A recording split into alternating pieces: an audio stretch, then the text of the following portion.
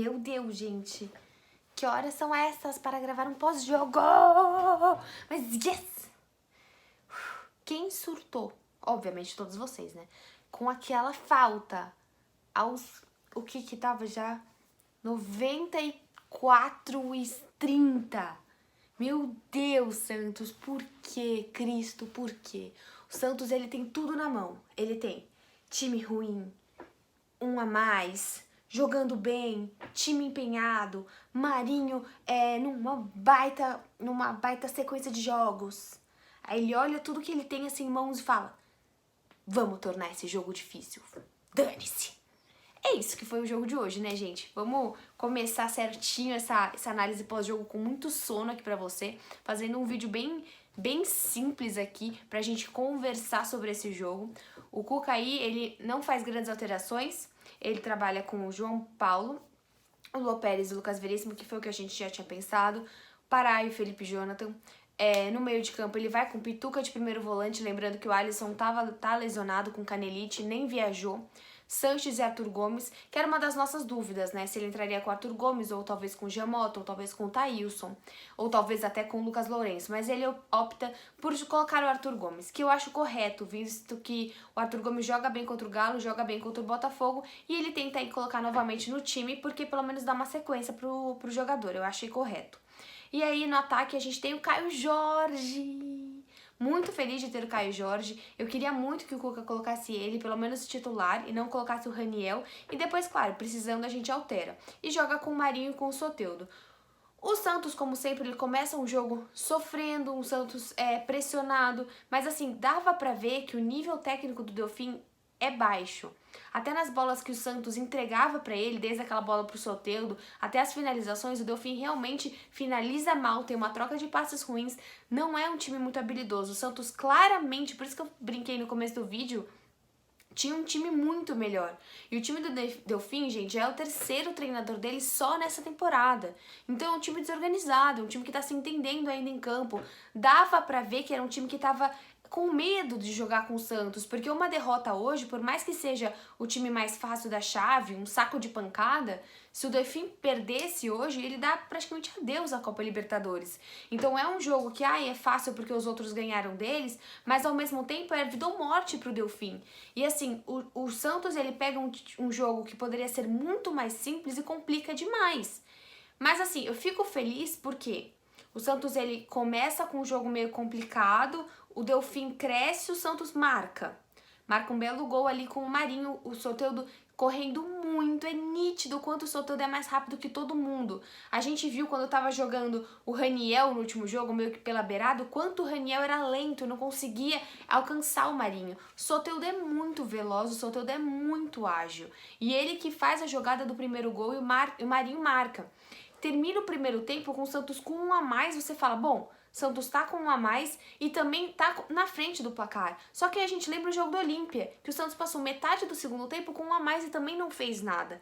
O time do Delfim volta totalmente ainda mais fechado e jogando em cima do erro do Santos, em cima do contra-ataque. E ele marca o seu gol no momento que realmente o Santos teve boas chances, como aquela incrível com o Marinho, como outras chances que o Santos chega, mas não foi tão bom quanto o jogo contra o Botafogo. E são adversários, até acho que o Delfim é um adversário inferior ao Botafogo, só que o Delfim se fechou de uma tal forma por estar jogando com um a menos, que o Santos não conseguiu jogar. Inúmeras vezes o Delfim fez até o Santos errar, por exemplo.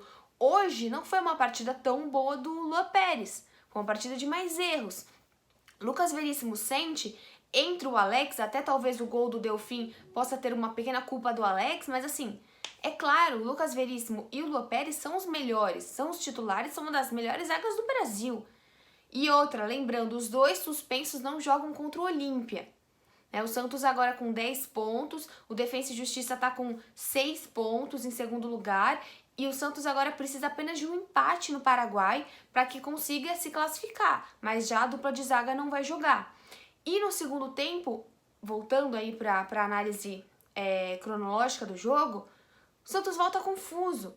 Ele perde oportunidades, até quem viu aí pelo Facebook Watch, comentários do Léo, falando isso mesmo. Ele perdeu 1, 2 chances claras, não marca, e aí o Delfim empata. Depois que o Delfim empata, o Cuca fica muito louco. Até tem que elogiar o Cuca, porque ele faz alterações que eu tenho certeza que em todos os grupos vocês falaram: Cuca, que é isso? Ele coloca pessoas totalmente questionáveis, Raniel, que não foi bem no último jogo, Giamota, que é questionado desde o ano passado, desde o Paulista do ano passado, e o Lucas Lourenço, que, coitado, não é questionado de maneira nenhuma. O Santista adora ele, mas a gente queria saber o que o Cuca tava pensando. E o segundo gol do Santos sai exatamente num cruzamento do Raniel para uma bola exatamente pro Giamota. Uma bola que eu não sabia, não conseguia enxergar quem era. Eu falei, meu, vai isolar, porque ele tava vindo na velocidade e o Giamota vira a partida. Eu acho que é muito bom pro Giamota isso. Ele é uma pessoa que o Santista pega no pé. Então, ter saído do pé dele a bola, a virada, o Santos agora tá muito mais tranquilo, tem 3 vitórias, tá muito mais, 3 vitórias e um empate, tá realmente mais tranquilo nessa Copa Libertadores, vai poder jogar com uma cabeça no Campeonato Brasileiro, domingo às 8 horas contra o Fortaleza. Cuca deve sim, a gente só joga na Copa Libertadores na quinta, mas eu acredito que ele vai poupar alguns jogadores.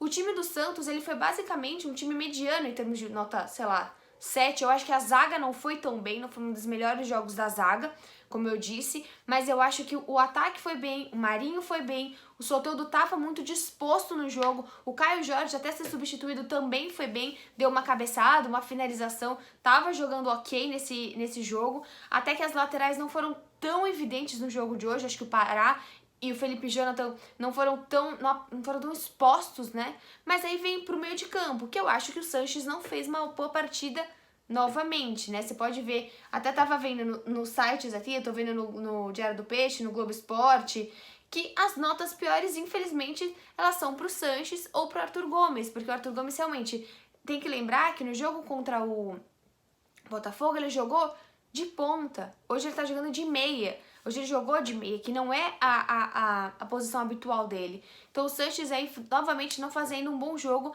mas eu entendo, o Cuca coloca ele, dá sequência pra ele, faz boas trocas. E isso, eu acho que o Santos agora promete um campeonato um pouco mais tranquilo nessa Copa Libertadores e também no Brasileiro, visto que é possível, jogando com um time organizado, jogando com um time concentrado, o Santos tem 11 bons. E o Santos está se firmando na defesa, está se firmando nas laterais. Novamente, o Maddson não entrou porque ele sentiu no aquecimento, mas ele também é uma boa opção, que pode jogar na lateral direita e colocar o Pará na esquerda, por exemplo, o que já tira os pesos das costas do Felipe Jonathan. Então é um time que tá se acertando. Não achei o jogo bom, eu acho que assim, o Santos poderia ter matado antes, não poderia ter ficado tão tenso como ficou o jogo inteiro, mas eu acho que foi uma partida de Libertadores. Eu acho que no Brasileiro a gente consegue avaliar um pouco mais do desempenho. Na Libertadores, infelizmente, a gente vai avaliar resultado, porque não importa tanto assim o desempenho. Claro que a gente quer ver uma evolução, mas eu acho que a gente pode buscar uma evolução num campeonato de 38 rodadas e não na Copa Libertadores. Então, parabéns para a Vitória Santos, parabéns para mim que tô acordada e para vocês que estão vendo esse vídeo. Até o próximo, beijos!